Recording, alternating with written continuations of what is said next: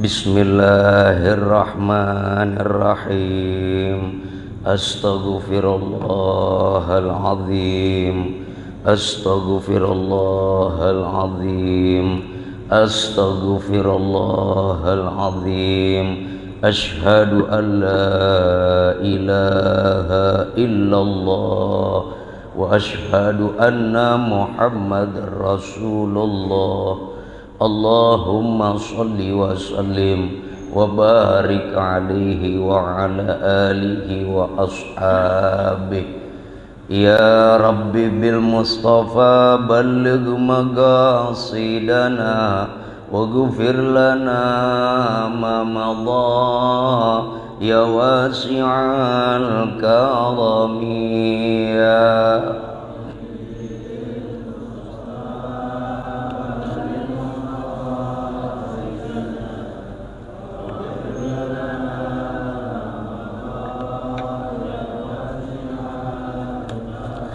Muhammadun sayyidunil kauni wathaqalain wal fariqaini min urbin wa min ajami.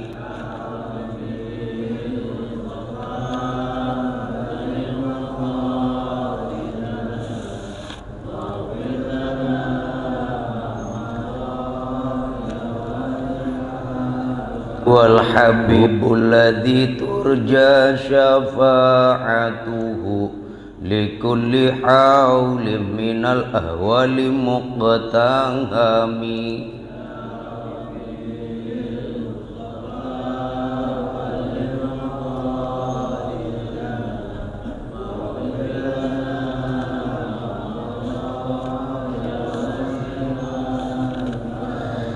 Maula ya salli wa sallim daiman abada ala habibika khairil khalqi kullihim ya Rabb bil Mustafa balligh maqasidana.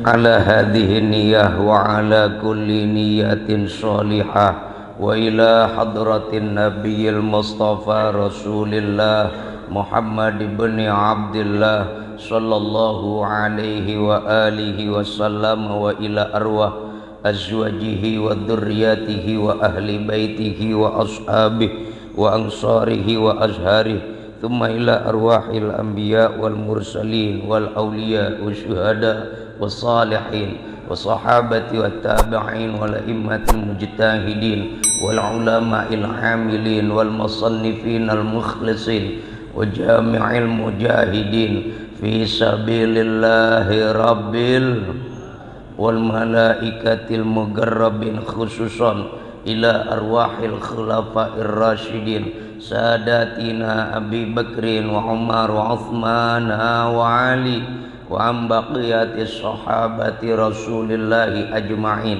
thumma ila arwahi rasulillahi tahirat ummahatil mu'minin sayyidatina khadijatil kubra wa aisyatir ridha wa sayyidatina fatimati zahra waladihal hasan wal husain wa dzurriyyatihimal jami' thumma ila ruhi al-arif billah al-imam al-allamah as-sayyidil barakah As-Sayyidil Walid Al-Habib Abdurrahman bin Ahmad bin Abdul Qadir As-Segaf wa thumma ila ruhi Al-Allamah Al-Maghfurlah Al-Murabbir Ruhi Al-Walid Al-Habib Ali bin Sayyidil Walid Al-Habib Abdurrahman As-Segaf wa thumma ila ruhi Al-Gutub Al-Wali min Awliya Illah Al-Arif Billah Al-Habib Husin bin Abi Bakar Al-Idrus Sahibil Magam thumma ila ruhul kitab al-imam al-allama al-syekh Abi Suja' Ahmad ibn al-Husain bin Ahmad al-Asfahani wa thumma ila arwahil imamil arba'ah al-imam Hanafi wal imam Maliki wal imam Syafi'i wal imam Ambali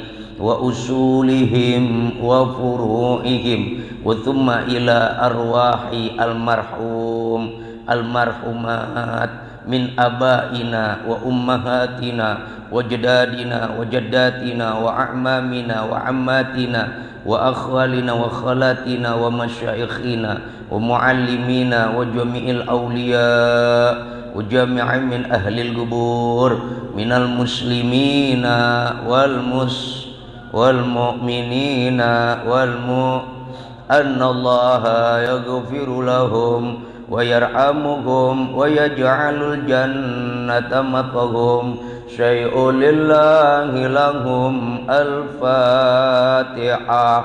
A'udzu billahi minasyaitonir.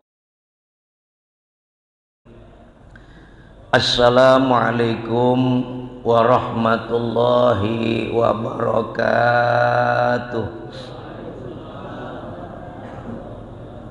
Bismillah walhamdulillah wassalatu wassalamu ala rasulillah wa ala alihi wa ashabihi wa mawalah. La haula wa la quwata illa billah. Amma ba'du. Hadirin jamaah Masjid Jami' Keramat Luar Batang yang insya Allah senantiasa dirahmati oleh Allah Subhanahu wa ta'ala. Alhamdulillah, kita bersyukur kepada Allah malam hari ini dengan nikmat iman wal Islam yang Allah berikan kepada kita sekalian. Alhamdulillah, kita masih istiqamah menghadiri pengajian yang diadakan setiap malam, terutama di malam Sabtu ini, yang alhamdulillah sudah kita buka dengan pembacaan tawasul, pembacaan hadiah untuk ahli kubur, juga pembacaan sholawat al-fatih. Dan insya Allah pengajian kita akan diakhiri dengan sholat isya berjamaah.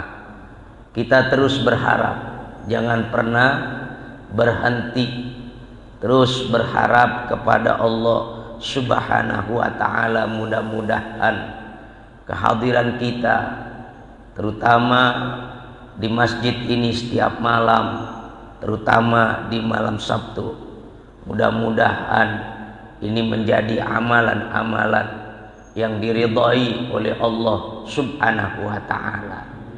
Dengan ridhonya kita berharap semoga kita yang istiqamah menghadiri pengajian di masjid ini, mudah-mudahan ke depan nanti Allah wafatkan dalam husnul khotimah. Amin ya rabbal. Memang antara majelis dan majelas itu lebih enak majelas ketimbang majelis.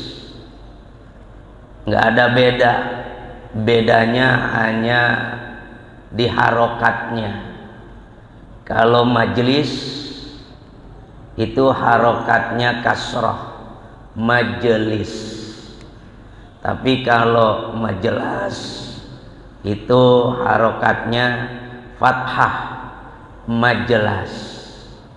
Majelis sama majelas ini berbeda dari segi arti dan pengertian, amat sangat berbedanya jauh. Kalau majelas duduk sambil rahat, duduk sambil bercanda, duduk sambil ketawa, duduk sambil ngobrol, duduk sambil nonton sepak bola, duduk sambil berbicara sama kawan-kawannya, hingga tak terasa waktu begitu cepat berputarnya dan berjalannya, sehingga kita punya usia semakin ke depan semakin bertambah apa berkurang? Bertambah. Masa dari 2022 ke 2023 berkurang, 22 ke 23 berkurang bertambah, dari 48 ke 49 berkurang bertambah. Kita nggak sadar kita punya usia semakin ke depan semakin bertambah. Yang berkurang kemampuan panca indera, 2 mata penglihatannya mulai berkurang, ya, 2 telinga pendengarannya mulai berkurang, ya, semuanya semakin ke depan semakin bertambahnya bilangan tahun, semakin bertambahnya usia kita, semakin berkurangnya kemampuan kita. Nggak sadar itu. Kita sementara enak-enakan di luar sana, duduk sama kawan ngobrol, itu namanya majelas. Itu namanya majelas, sambil ngopi, sambil ngerokok, bahkan sambil ngomongin orang lain. Dia nggak peduli, depan matanya ada majelis, di depan matanya ada majelis. Dia masak bodohkan, dia nggak mau tahu, dia nggak peduli, asik-asik dia ngobrol. Tahu-tahu ajal masuk, tahu-tahu ruhnya keluar dari jasadnya, sementara ia lagi mengabaikan, menyia-nyiakan waktu-waktu yang diberikan kesempatan oleh Allah Subhanahu wa Ta'ala, tapi dia tidak manfaatkan. Bahkan dia sering-sering duduk di majelis ketimbang duduk di majelis. Majelis sama majelis enakan mana? Nggak ada yang ngaku. Majelis enakan mana? Kalau majelis sambil nyantai, sambil bercanda, sambil ngopi, sambil rahat, ya, sambil berbicara, sambil nonton, ya, sehingga nggak berasa bahwa jam itu kan berputar, terus berputar, ya. Biasanya orang paling betah duduk di majelis apa duduk di majelis? Ya, itu dia. Berarti nggak ada dusta di antara kita. Benar itu. Ya, sering-sering orang duduk di majelis, padahal dirinya lagi berhadapan dengan kematian. Kematian berada di depannya.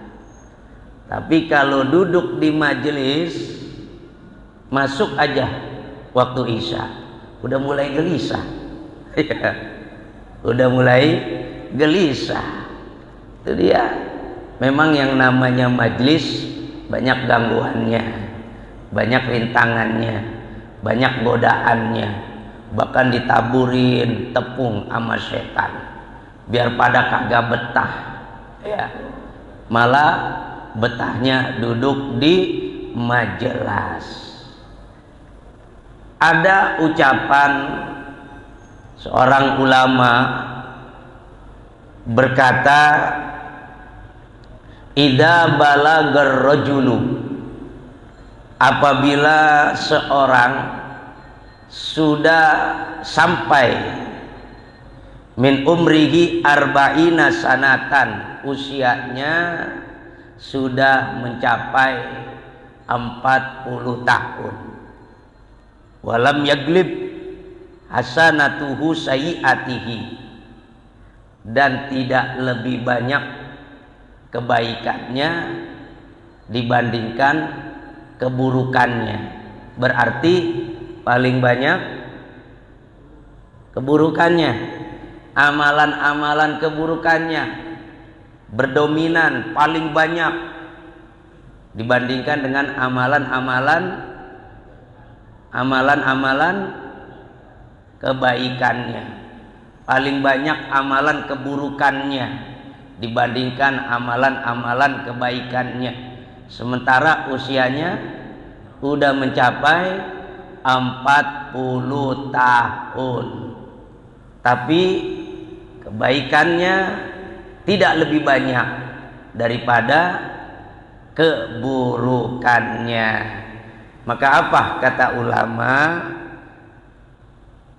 Masahas syaitanu ala wajhihi, maka dia punya wajah, dia punya muka diusap sama setan, mukanya diusap sama setan. Waqala, sambil setan itu berkata, hadzal wajhu la yuflihu abadan. Apa kata setan yang sambil mengusap wajah orang ini yang usianya sudah sampai 40 tahun, sementara amalan-amalan keburukannya lebih banyak daripada amalan-amalan kebaikannya. Setan sambil mengusap wajahnya sambil berkata, hadzal wajhu la yuflihu abadan. Ini wajah yang sulit untuk balik.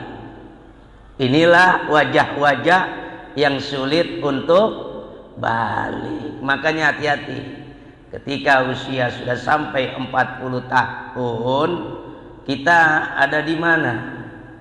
Di kanan, di kiri, kebaikan terus yang kita kerjain, apa sebaliknya keburukan terus-terusan yang kita kerjain. Kalau boleh memilih majelis sama majelas, ya majelis sama majelas, itu yang baik yang mana? Majelis. Daripada ngobrol sambil nungguin waktu isya, ya mendingan duduk di majelis. Giliran waktu isya masuk, banyak tuh yang masuk ke masjid. Mau ngapain? Sholat isya berjamaah. Ya nggak buruk sholat isya berjamaah, itu bagus. Tapi alangkah lebih bagusnya lagi kalau memang ini masjid mengadakan majelis, hadirin, duduk di dalamnya. Manfaatnya sungguh luar biasa sambil menunggu datangnya waktu isya. Berarti dia abaikan tuh, dia nggak peduli tuh majelis yang diadakan di Masjid Jami Keramat Luar Batang ini. Masa bodoh, nggak peduli, kagak mau tahu, nggak mau dia hadirin. Kalau hadir aja kagak mau, apalagi nyumbangnya. Ya, hadir aja kagak mau, apalagi nyumbangnya. Itu dia tuh orang-orang yang sulit untuk baliknya. Kenapa? Usianya udah sampai 40 bahkan lebih. Mungkin kalau masih muda mah ya 30, 35 tahun ya masih ada harapan. Ini usianya udah 45, 50, 55. Ya Allah, masih sering-sering juga duduk di majelis. Lebih banyak, lebih sering duduk di majelis ketimbang duduk-duduk di. Ya Allah, dia nggak berasa, nggak sadar bahwa kematian lagi berada di hadapannya. Kematian itu ada di depan kita. Paling dekat dan terdekat kematian dengan kita. Nggak sadar, tahu-tahu inna lillahi. Dalam keadaan apa tuh? Dalam keadaan kita sering-sering duduk di majelis ketimbang duduk di majelis. Tentunya orang yang suka duduk di majelis berarti orang ini bisa mengendalikan hawa nafsunya, amarahnya bisa ia kendalikan. Alhamdulillah, hawa nafsunya bisa dia kendalikan, dia menjadi raja, hawa nafsunya menjadi budak. Ya, raja sama budak, budak harus ngikutin raja, jangan dibalik. Ya, dirinya menjadi budak, hawa nafsunya menjadi raja, diikutin terus tuh rajanya.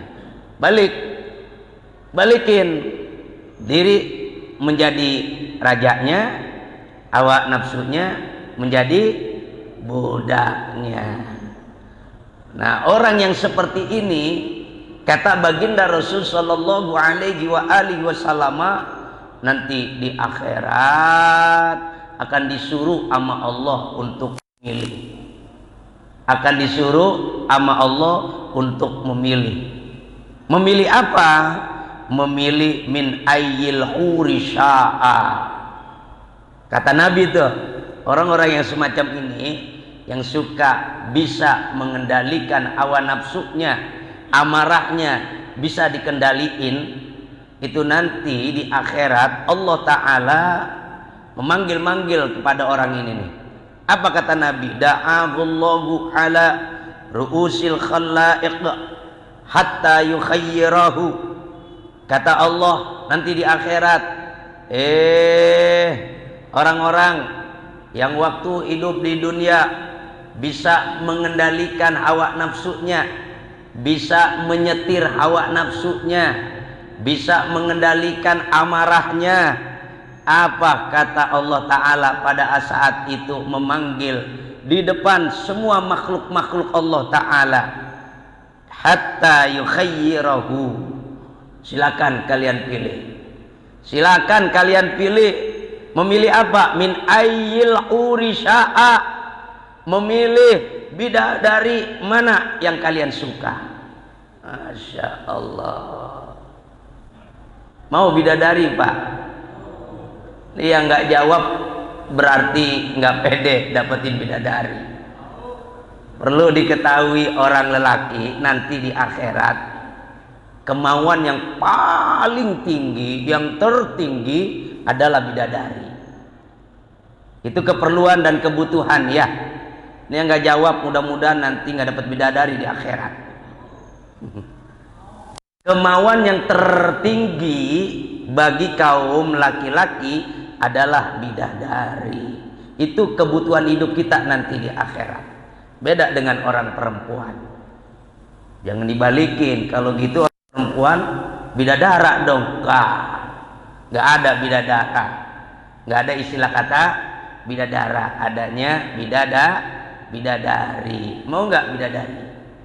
Kendalikan terus amarah kita, hawa nafsu kita. Kendalikan terus. Jadikan hawa nafsu menjadi budak, kita menjadi raja. Maka nanti di akhirat orang itu dipanggil sama Allah. Hambaku, di hadapan semua makhluk Allah, tinggal milih ya, kamu mau yang mana dari bidadari? Dari bidadari yang Allah ciptakan. Ini kata baginda Rasul. Mudah-mudahan kita termasuk hamba-hamba Allah yang nanti di akhirat dipersembahkan oleh Allah bidadari sebanyak-banyaknya. Yang aminnya kenceng udah ketahuan. Baik, itu sebagai pendahuluan daripada pembacaan kitab At-Tadhib fi Adillah Matnil Ghayah wa Taqrib. Sudah masuk kepada pelajaran tentang kitabus sholat, masalah sholat. Salat jadi kewajiban bagi kita. Sehingga di sini dikatakan as-sholatul mafrudatu khamsun. Salat yang diwajibkan itu khamsun, ada 5 kali sehari semalam. Bukan jumlah rakaatnya ya. 5 kali artinya 5 5 waktu dalam 24 jam ada 5 waktu yang Allah wajibkan. Allah wajibkan 5 kali 5 waktu, enggak kurang kagak lebih, itu yang diwajibkan berdasarkan firman Allah Subhanahu wa taala dalam Al-Qur'an surah An-Nisa ayat 103. Allah berfirman, innas sholata kanat 'alal mu'minina kitabam mawquta. Sesungguhnya sholat Allah wajibkan bagi orang mukmin, baik laki maupun mukminat, baik laki maupun perempuan. Kitabam mawquta, yang waktu-waktunya sudah ditentukan oleh Allah Subhanahu wa ta'ala. Makanya kita jagain, kita pelihara, ya. Jangan kita kerjain sholat tapi seperti belentang-belentong. Tahu nggak belentang-belentong? Zuhur kepegang, asarnya melayang, maghrib dapat, isyanya terbang, subuh bablas. Ada orang yang begitu? Di sini nggak ada. Alhamdulillah, potongan wajah-wajah yang kumpul di sini, potongan wajah-wajah yang pandai menjaga, memelihara sholat 5 waktu. Alhamdulillah. Bagi orang yang suka ngebelentongin sholat, maka nanti dipersiapkan malaikat Syuja'ul Aqra untuk menyiksanya. Ya, siksaannya kalau pengen tahu itu digebok. Tahu digebok? Bahasa mana itu gebok? Ya, digebok, dipukul sampai mendem ke 7 lapis bumi. Masya Allah, itu dalamnya kayak apa itu? Udah mentok ke 7 lapis bumi, dia pakai balik lagi, naik ke atas, kelihatan lagi sama malaikat Syuja'ul Aqra, digebok lagi, mendem lagi sampai 7 lapis bumi, mentok, naik lagi, terus-terusan kayak begitu. Sampai kapan? Sampai datangnya hari kiamat. Kalau hari kiamat 5.000 juta tahun lagi, ya tungguin udah. Ya Allah, jangan kita tinggalkan sholat, karena meninggalkan sholat itu termasuk dosa besar. Fafaradallahu ala ummati khamsina sholatan. Diwajibkan sholat 5 waktu oleh Allah Subhanahu wa ta'ala atas hambanya, atas umat Nabi kita Muhammad sallallahu alaihi wasallam. Itu awalnya khamsina sholatan, 50 kali, 50 waktu sehari semalam.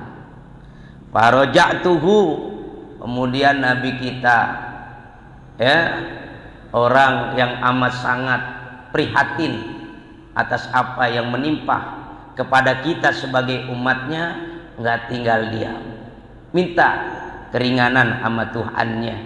Balik lagi Nabi kita minta keringanan. Tuh, coba kalau Nabi kita masa bodoh sama kita umatnya, nggak mungkin. Siap Tuhan. Kalau buat Nabi kita, kira-kira bisa nggak ngejalanin 50 kali sehari semalam? Buat Nabi kita bisa nggak?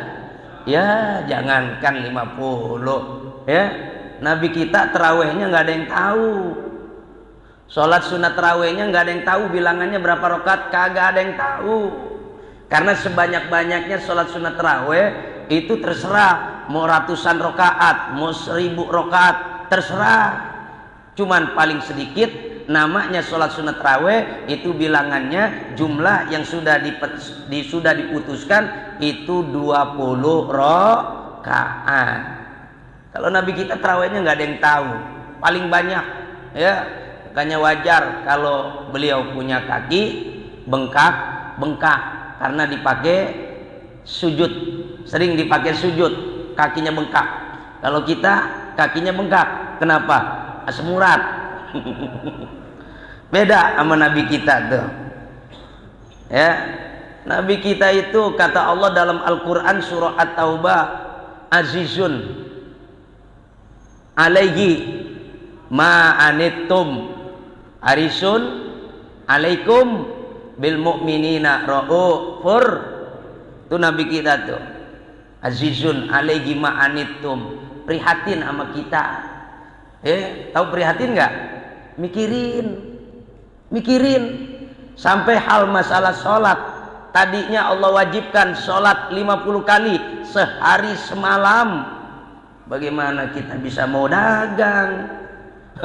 Bagaimana kita bisa mau ke sana, mau ke sini? Bentar-bentar sholat, selesai sholat dipanggil lagi untuk sholat. Mana ada kesempatan?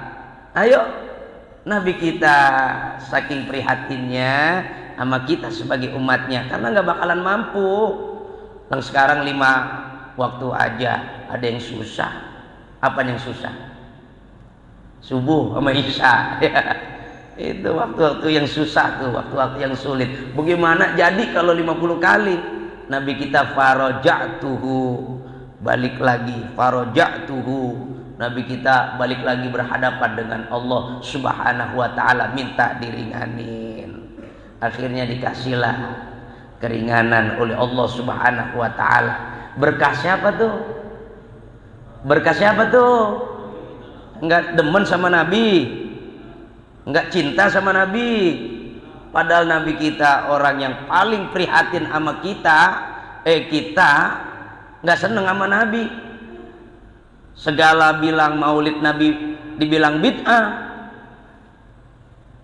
Ini orang-orang yang enggak pada demen sama Nabinya begini nih. Maulid Nabi dibilang bid'ah. Nabi kita prihatin sama kita.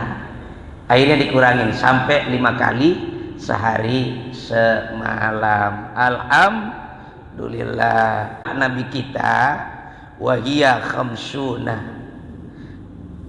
la yubaddalu al-qawlu ladayya.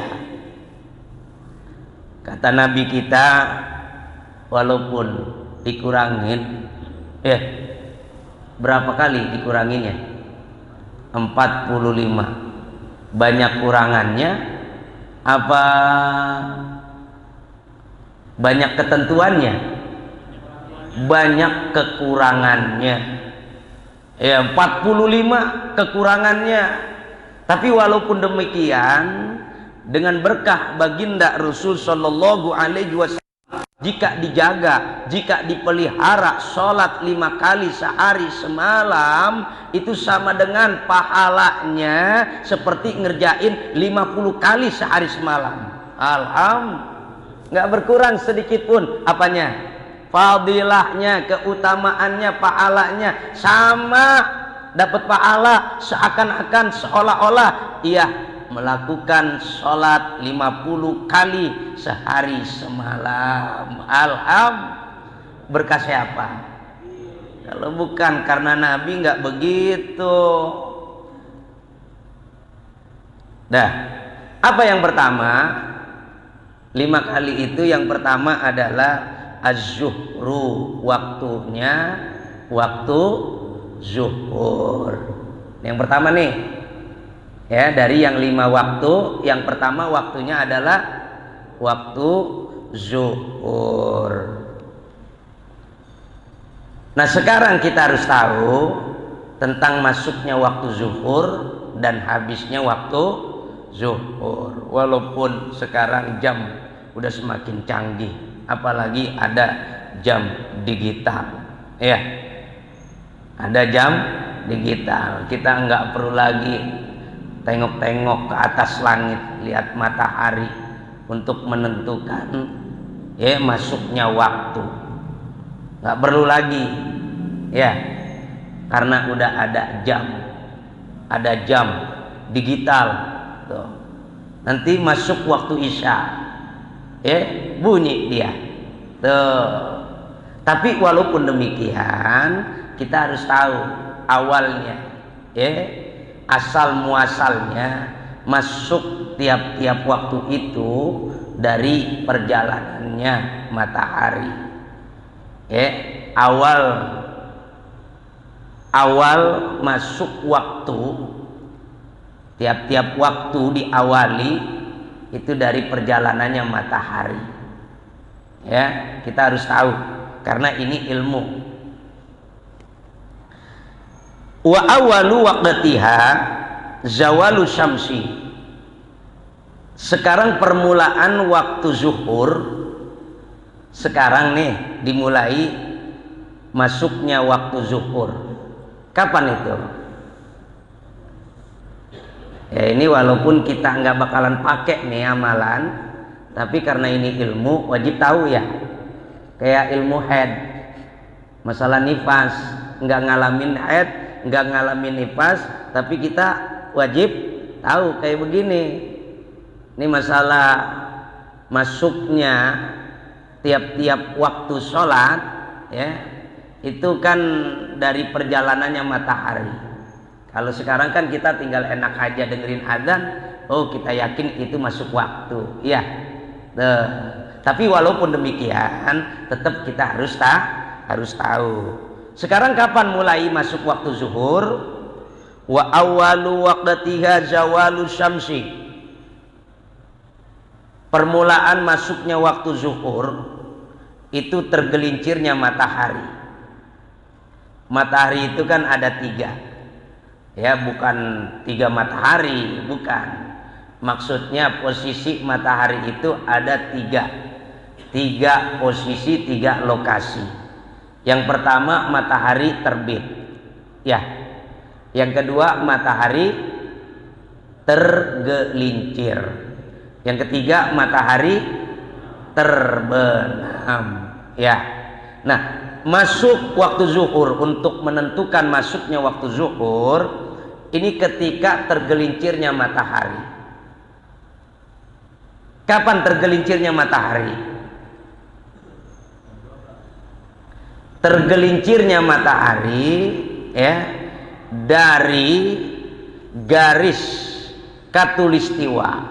Garis khatulistiwa itu adalah yang membedakan jarak antara timur dan barat. Adanya di mana? Tengah-tengah.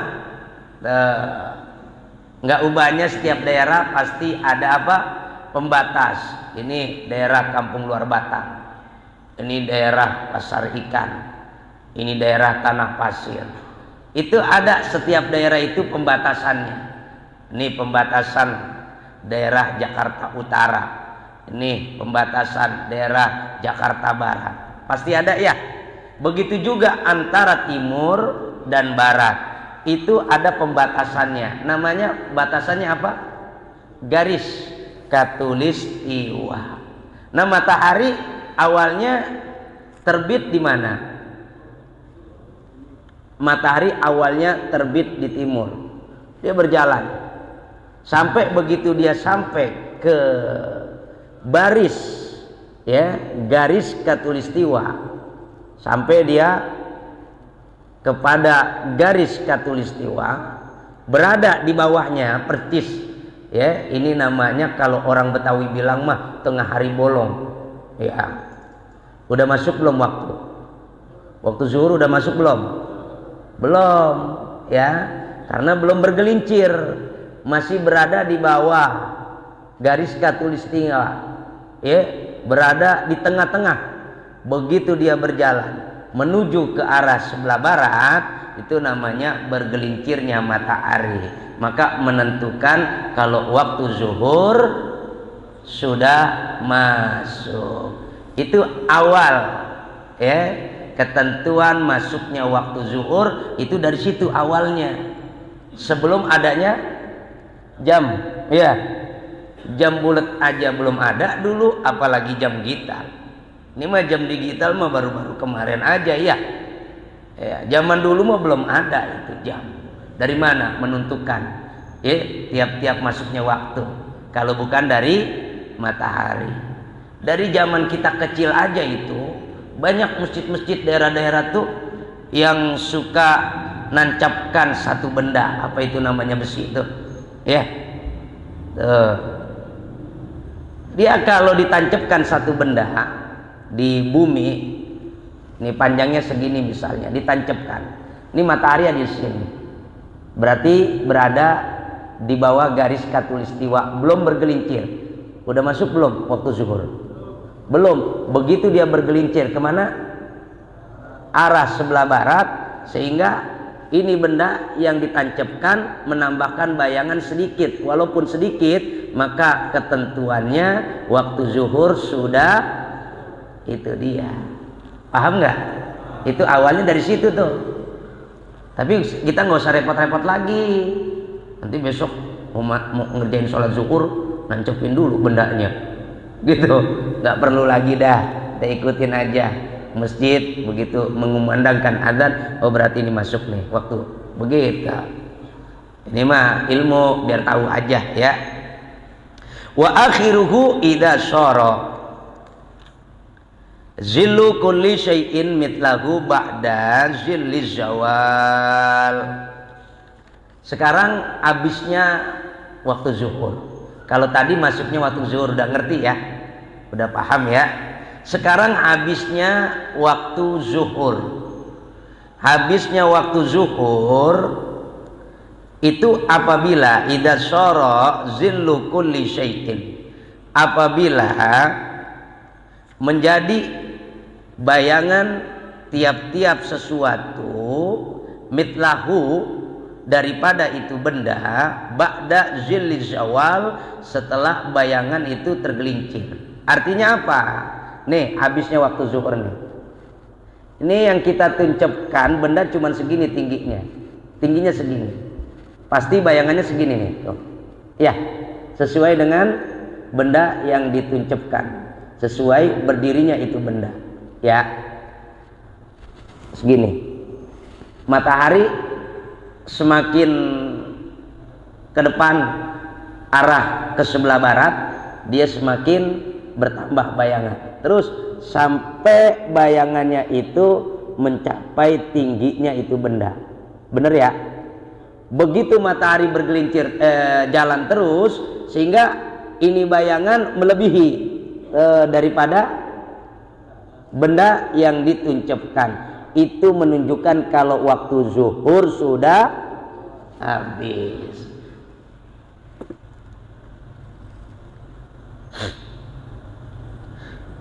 Wal asru, sekarang waktu asar.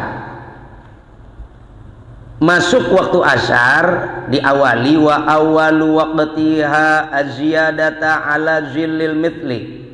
Waktu asar itu awal masuknya waktu asar adalah bertambahnya itu bayangan, ya, tingginya segini, tingginya segini berarti bayangan segini, ya, menambahkan itu bayangan melebihi bayangan daripada benda yang berdiri, maka itu menentukan waktu asar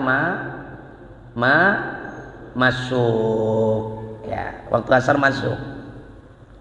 Wa akhiruhu fil ikhtiyar, dan habisnya waktu asar ini ada dua waktu, ya, masalah penghabisan waktu asar ada dua waktu. Ada menurut waktu ikhtiyar, ada menurut waktu al-jawaz. Nih, kita mau pakai yang mana terserah kita dah. Asar diakhiri dengan waktu yang pertama adalah ikhtiar, ya, apa? Waktu ikhtiar aja ya. Waktu ikhtiar dulu. ila zillil mitlaini, apabila itu bayangan benda yang dituncapkan ya itu sudah mencapai 2 kali daripada bayangan tersebut, ya udah mencapai 2 kali daripada bayangan tersebut. Berarti kalau tingginya segini 1, kemudian 2, tuh ya matahari berarti masih ada di arah sebelah. Berarti matahari udah terbenam belum? Belum, karena masih menimbulkan bayangan. 2 kali bayangan dari tingginya benda yang dituncap. Itu masuk waktu habisnya waktu asar. Habis waktu asar. Itu menurut waktu ikhtiar. Yang hati-hati. Waktu ikhtiar itu waktu yang diikhtiarkan yang hati-hati. Berarti matahari belum terbenam. Ya. Walaupun belum terbenam, itu tetap kalau menurut waktu ikhtiar, waktu asar sudah habis. Ada waktu menurut waktu al-jawaz, habisnya waktu asar, wa fil jawazi ila ghurubi syamsi. Menurut waktu al-jawaz, asar diakhiri dengan terbenamnya matahari. Paham ya? Jadi waktu asar habisnya ada 2 waktu. Ada menurut ikhtiar, ada menurut al-jawaz. Kalau menurut ikhtiar, matahari belum terbenam. Ya. Tapi kalau menurut waktu al-jawaz, waktu asar habis, kalau matahari sudah terbenam, masuklah waktu maghrib. Misalnya nih, ya, misalnya ada orang sholat, ya, begitu dia sholat asar, dia sholat asar, Allahu Akbar, dapat 1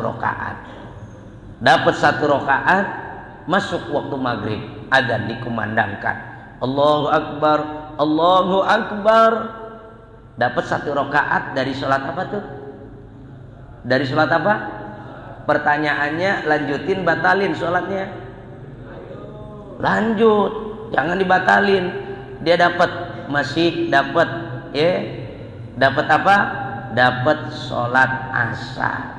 Tapi kalau sengaja-ngaja buat orang itu dosanya besar. Ini waktu udah masuk nih. Ya, kita dengerin adzan dulu. Silakan. Baik, kita lanjutkan sedikit. Ruya al-Bukhari, diriwayatkan oleh Imam al-Bukhari, nomor hadis 554, dan juga riwayat Imam Muslim nomor hadis 608. An Abi Hurairah radhiyallahu anhu, dari Abi Hurairah, semoga Allah memberikan ridha kepadanya, sahabat Nabi Abi Hurairah, anna Rasulullah sallallahu alaihi wasallam, sesungguhnya Rasulullah sallallahu alaihi wasallam bersabda, man adraka minas subahi rak'atan, kata Nabi, barang siapa orang yang mendapatkan 1 rakaat dari sholat subuh sebelum terbitnya matahari, apa kata Nabi? Faqad adrakas subha, maka ia dapatkan sholat subuh. Siapa orang yang mendapatkan 1 rakaat di sholat subuh sebelum matahari terbit, dapat 1 rakaat lalu terbit matahari, maka dapatlah ia sholat subuh. Waman adraka rakaatan minal asyri, siapa orang yang mendapatkan 1 rakaat minal asyri daripada sholat asar, berarti kekurangannya berapa? 3 rakaat. Qabla an tagrubasy syamsu, sebelum terbenamnya matahari. Ya, Begitu dapat 1 rakaat matahari terbenam. Maka apa kata baginda Rasul? Faqad adrakal asra, maka ia dapatkan sholat asar. Ini artinya bagi yang kelupaan atau bagi yang ketiduran, nggak sengaja ngajak. Tapi kalau sengaja ngajak, ini jadi dosa gede, dosanya besar, ya. Mengulur-ulurkan waktu, mengakhir-akhirkan waktu, itu dosanya besar. Dah, ini saja sekedar apa yang kita dengar bersama, insya Allah bermanfaat. Nanti kita lanjutkan tentang masuknya waktu maghrib sampai waktu isya, seterusnya masuk waktu subuh, dan terus terakhirnya atau berakhirnya waktu subuh. Nanti insya Allah malam Sabtu yang akan datang, mudah-mudahan kita diberikan kesehatan oleh Allah sehingga kita bisa berjumpa dan kita bisa ikuti kembali pengajian baca kitab At-Tazhib fi Adillah Matnil Ghayah wa Taqrib. Sebelum kita tutup dengan doa, barangkali dipersilakan.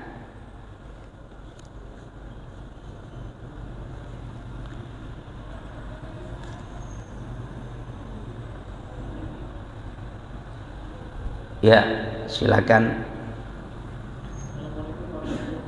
Waalaikumsalam warahmatullahi wabarakatuh.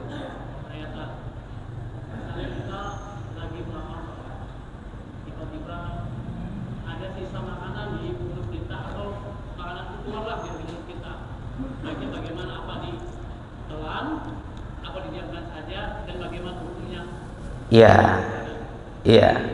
Sebenarnya akan ada itu keterangannya berikutnya. Karena pertanyaannya udah lebih dahulu, maka nggak salah lah. Ya, itu ketika kita sholat, ya, kemudian ada makanan yang berasa di sekitar area mulut kita. Sebaiknya apakah dibuang, apakah ditelan? Ya, kalau ditelan, ya, rasa-rasa makanan, jangankan rasa-rasa makanan, rasa-rasa minuman aja kalau ditelan lagi sholat, itu yang namanya makan dalam sholat, atau itu yang namanya minum dalam sholat, maka hukumnya batal sholatnya. Makanya orang ngeludah lagi sholat itu diperbolehkan, cuma ngeludahnya yang lebih afdol itu ke sebelah kiri. Tapi itu pun sholatnya lagi sendirian. Jangan sholat berjamaah di masjid Jami Keramat luar Batang, dia mengeludah di sebelah kiri, dibuang ludahnya. Akhirnya yang kena ludahnya ngancem. Awas loh. Ada akhlak-akhlaknya, ada adab-adabnya. Nah, makanya persiapkan kalau mau sholat, hendaknya kita wudu, ya, dan nggak ada yang masuk lagi dari makanan dan minuman. Adapun yang masuk lagi, wudu memang nggak batal. Habis wudu terus ada makanan yang masuk, batal nggak wudunya? Batal nggak wudunya? Nggak batal, tapi jangan langsung ngerjain sholat. Khawatir sisa-sisa makanan yang ada di mulut nanti akan berasa sehingga ditelen, jadi batal sholatnya. Jadi bagaimana solusinya? Kumur-kumur dulu, kumur-kumur dulu. Makanya disunahkan sama Nabi untuk bersiwak sebelumnya. Tujuannya untuk membersihkan sisa-sisa makanan, sisa-sisa minuman yang berada di mulut, supaya di dalam sholat jangan sampai ada rasa. Begitu. Jadi kalau rasa itu ketelen, mau rasa itu makanan, mau itu rasanya minuman, ditelen aja sengaja, maka itu sholatnya jadi batal. Begitu. Ya, bagaimana kalau minum air putih? Ya, sebelum sholat minum air putih, dalam keadaan punya wudhu minum air putih. Air putih berasa apa enggak? Enggak berasa. Begitu diminum ketelan masuk ke dalam perut, ya, Nah, ketika kita sholat, itu yakinkan rasa-rasa itu bukan rasa air putih, rasa ludah. Nelen ludah lagi sholat, batal nggak sholatnya? Nelen ludah lagi sholat, batal nggak sholatnya? Enggak batal. Lagi puasa, nelen ludah, batal nggak puasanya? Enggak, begitu. Jelas ya? Mungkin barangkali ada lagi? Ya baik. Waalaikumsalam warahmatullahi wabarakatuh.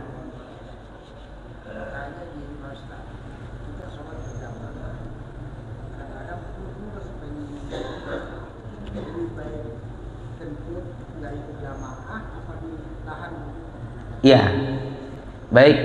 Ini pertanyaan yang luar biasa. Ya, lagi sholat berjamaah, tahu-tahu perutnya mules. Perutnya mules. Jangankan mules, misalnya gitu, nahan kentut dah, katakanlah itu ya, nahan kentut dah. Apa dibatalin? Apa ditahan aja? Nggak kentut? Itu tergantung sholatnya udah berapa rakaat. Tergantung. Kalau kita ya mules-mulesnya ya nahan kentutnya itu di awal-awal sholat, baru dapat 1 rakaat udah berasa nih kentutin apa tahan nih. Kalau dikentutin berarti ketinggalan berjamaah ya.